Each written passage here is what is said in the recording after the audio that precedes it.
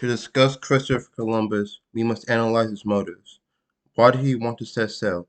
In reading the documents and we watching the film, we find his motives were primarily economic in nature, with a hint of religiosity thrown in for good measure. These two motives were motives for practically all explorers during the Age of Discovery. I feel that the film does an adequate job of explaining the motives of not only Columbus, but also King Ferdinand and Queen Isabella, whose motives were primarily financial, for the quest to go was most likely the biggest factor in the Age of Discovery and the conquest of the Americas. But religion and the desire of the Europeans to make convert the natives to Christianity played a large role in the subsequent brutality to the natives. Spanish rule was not kind to the natives.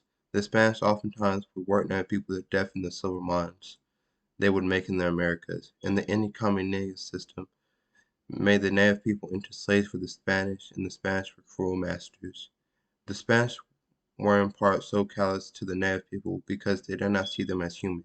In fact, a great many Spanish saw the indigenous people of the Americas as obstacles to the fertile land of the New World. To the Spanish and other Europeans, to come to the New World was and to the Spanish and other Europeans who came to the New World was an unblemished paradise for them to conquer. They were the natives just passively accepting of this senseless cruelty. At first, yes, but this has been misunderstood by a great many people then and even now, some 500 years on. The natives didn't initially resist the Spanish because of the Spanish weapons, in part because they received the Spanish as manifestations of their gods.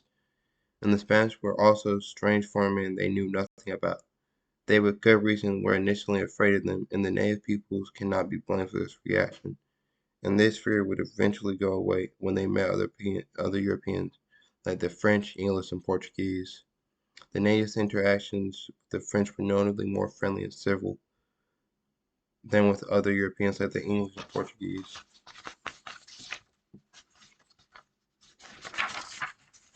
who their interactions with were more violent. The English, unlike other Europeans, did not racially mix with the native population of North America to a large degree.